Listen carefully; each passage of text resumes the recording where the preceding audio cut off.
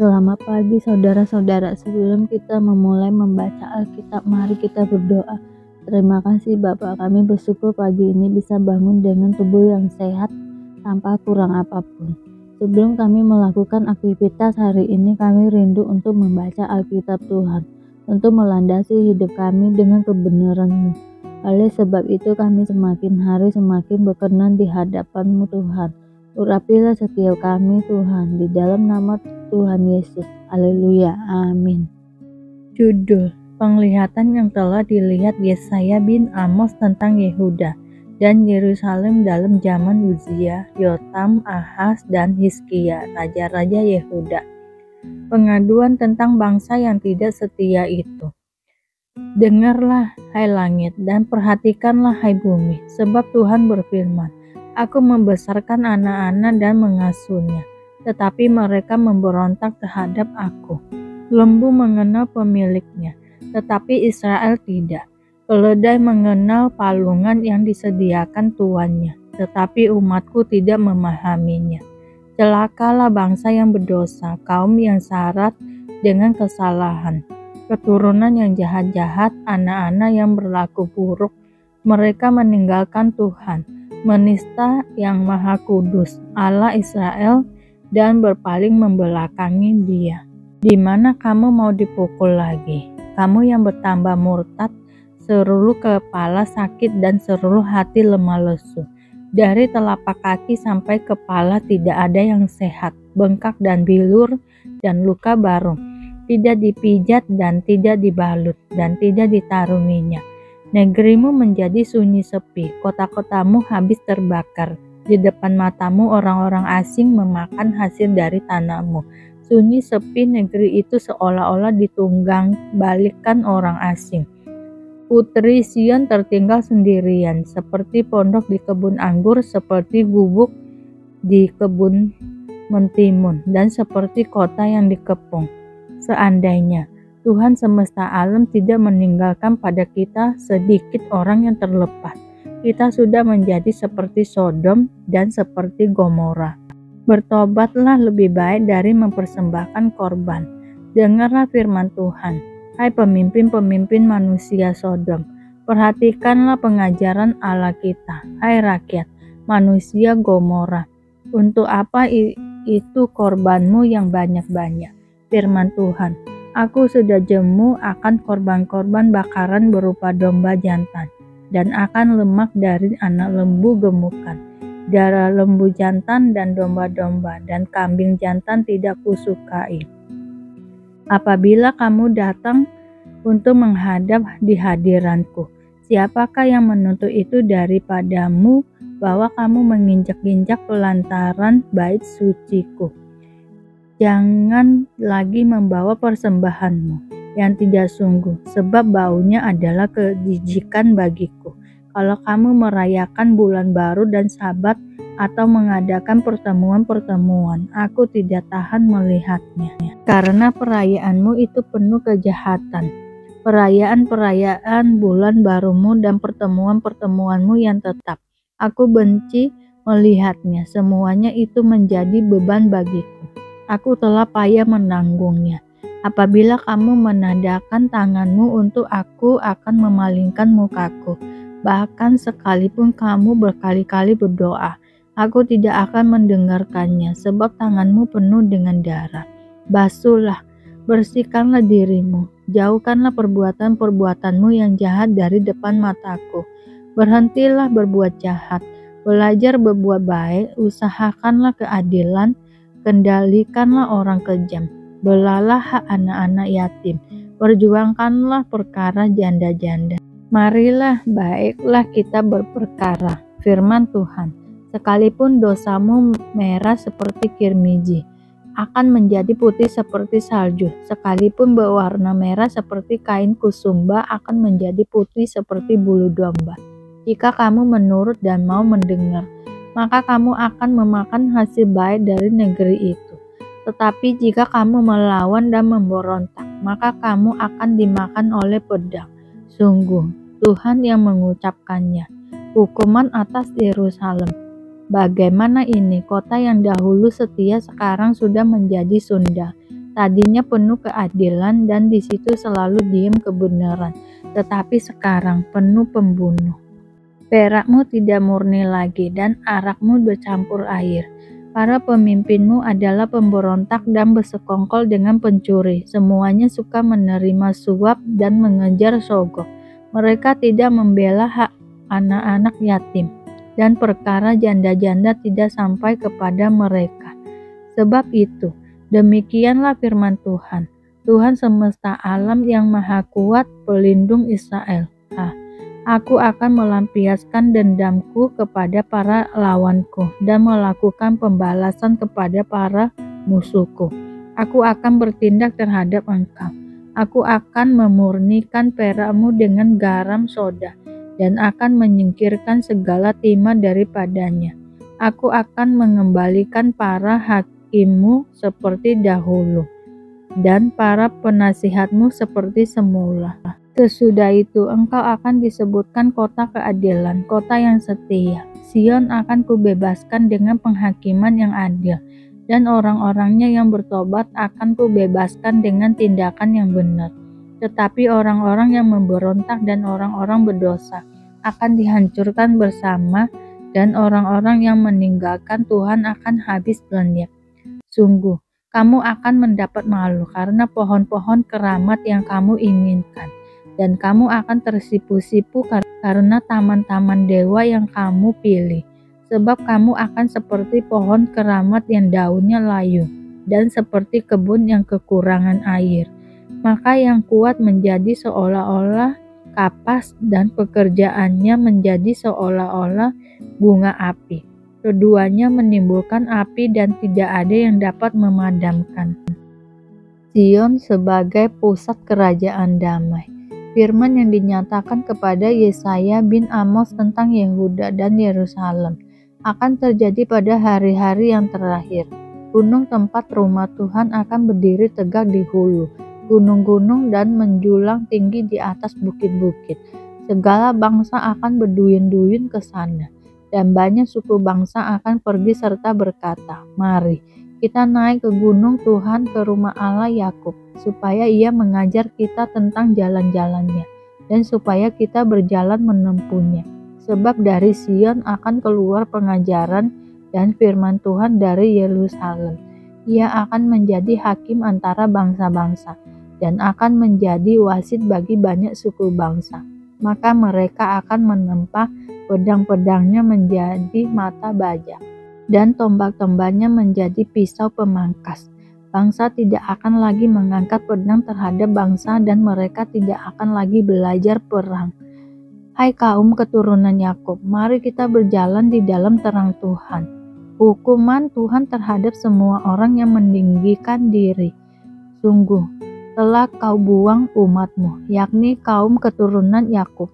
Sebab di mana-mana mereka melakukan tenung seperti yang di timur dan sihir seperti orang Filistin, dan orang-orang asing di antara mereka terlalu banyak. Negerinya penuh emas dan perak dan tak terbatas harta bendanya. Negerinya penuh kuda dan tak terbatas jumlah keretanya. Negerinya penuh berhala-hala. Mereka sujud menyembah kepada buatan tangannya sendiri dan kepada yang dikerjakan oleh tangannya. Maka manusia ditundukkan dan orang direndahkan. Janganlah ampuni mereka. Masuklah di sela gunung batu dan bersembunyilah di dalam liang tanah terhadap kedahsyatan Tuhan dan terhadap semarak kemegahannya. Manusia yang sombong akan direndahkan dan orang yang angkuh akan ditundukkan, dan hanya Tuhan sajalah yang maha tinggi pada hari itu. Sebab Tuhan semesta alam menetapkan suatu hari untuk menghukum semua yang congkak dan angkuh, serta menghukum semua yang meninggikan diri supaya direndahkan, untuk menghukum semua pohon aras di Libanon yang tumbuh meninggi dan tetap menjulang, dan menghukum semua pohon tarbantin di Basan, untuk menghukum semua gunung yang tinggi-tinggi dan semua bukit yang menjulang ke atas, untuk menghukum semua menara yang tinggi-tinggi dan semua tembok yang berkubu, untuk menghukum semua kapal Tarsis dan semua kapal yang paling indah, Manusia yang sombong akan ditundukkan, dan orang yang angkuh akan direndahkan. Hanya Tuhan sajalah yang maha tinggi pada hari itu. Sedang berhala akan hilang sama sekali. Maka orang akan masuk ke dalam gua-gua di gunung batu, dan ke dalam liang-liang di tanah terhadap kedahsyatan Tuhan dan terhadap semarak kemegahannya pada waktu ia bangkit menakut-nakuti bumi. Pada hari itu, berhala-berhala perak dan berhala-berhala emas yang dibuat manusia untuk sujud menyembah kepadanya akan dilemparkannya kepada tikus dan kelelawar, dan ia akan masuk ke dalam lekuk-lekuk di gunung batu dan ke dalam celah-celah di bukit batu terhadap kedahsyatannya Tuhan dan terhadap semarak kemegahannya. Pada waktu ia bangkit menakut-nakuti bumi, jangan berharap pada manusia, sebab ia tidak lebih daripada embusan nafas, dan sebagai apakah ia dapat dianggap. Salam dari Paulus, hamba Kristus Yesus yang dipanggil menjadi rasul dan dikuduskan untuk memberitakan Injil Allah. Injil itu telah dijanjikannya sebelumnya dengan perantaraan nabi-nabinya dalam kitab-kitab suci tentang anaknya yang menurut daging diperanakan dari keturunan Daud, dan menurut roh kekudusan dinyatakan oleh kebangkitannya dari antara orang mati, bahwa ia adalah anak Allah yang berkuasa, Yesus Kristus Tuhan kita. Dengan perantaraannya kami menerima kasih karunia dan jabatan rasul untuk menuntun semua bangsa, supaya mereka percaya dan taat kepada namanya. Kamu juga termasuk di antara mereka, kamu yang telah dipanggil menjadi milik Kristus. Kepada kamu sekalian yang tinggal di Roma, yang dikasihi Allah, yang dipanggil dan dijadikan orang-orang kudus, kasih karunia menyertai kamu, dan damai sejahtera dari Allah, Bapa kita, dan dari Tuhan Yesus Kristus. Paulus ingin ke Roma. Pertama-tama aku mengucap syukur kepada Allahku oleh Yesus Kristus atas kamu sekalian, sebab telah tersiar kabar tentang imanmu di seluruh dunia. Karena Allah yang kulayani dengan segenap hatiku dalam pemberitaan Injil, anaknya adalah saksiku bahwa dalam doaku aku selalu mengingat kamu.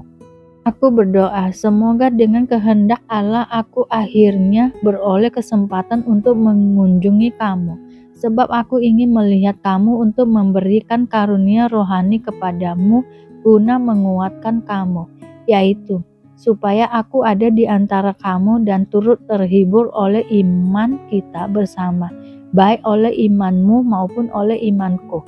Saudara-saudara, aku mau supaya kamu mengetahui bahwa aku telah sering berniat untuk datang kepadamu, tetapi hingga kini selalu aku terhalang agar di tengah-tengahmu aku menemukan buah, seperti juga di tengah-tengah bangsa bukan Yahudi yang lain. Aku berhutang baik kepada orang Yunani maupun kepada orang bukan Yunani, baik kepada orang terpelajar maupun kepada orang tidak terpelajar.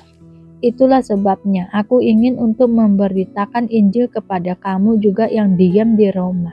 Injil itu kekuatan Allah, sebab aku mempunyai keyakinan yang kokoh dalam Injil, karena Injil adalah kekuatan Allah yang menyelamatkan setiap orang yang percaya, pertama-tama orang Yahudi, tetapi juga orang Yunani, sebab di dalamnya nyata kebenaran Allah yang bertolak dari iman dan memimpin kepada iman, seperti ada tertulis, orang benar akan hidup oleh iman.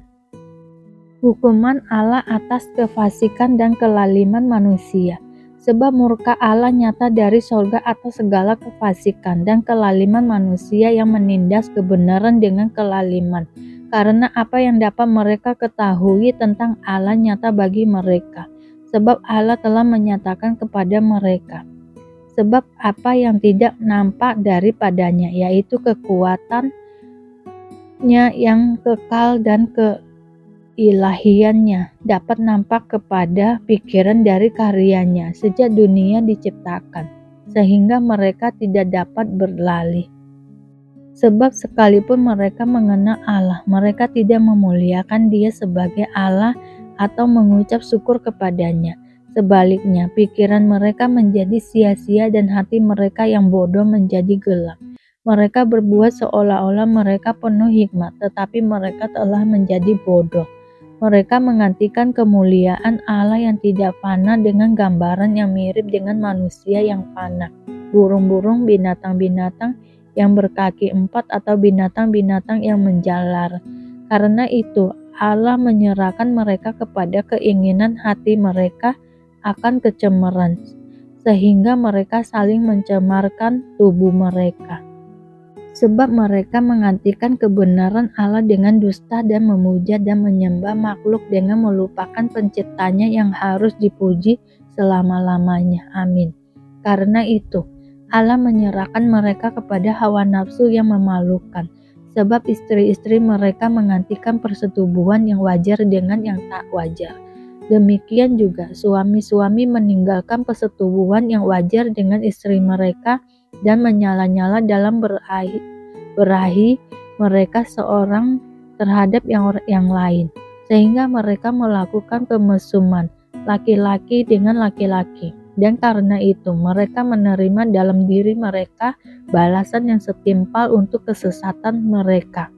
Dan karena mereka tidak merasa perlu untuk mengakui Allah, maka Allah menyerahkan mereka kepada pikiran-pikiran yang terkutuk, sehingga mereka melakukan apa yang tidak pantas, penuh dengan rupa-rupa kelaliman, kejahatan, keserakahan, dan kebusukan, penuh dengan dengki, pembunuhan, perselisihan, tipu muslihat, dan kefasikan.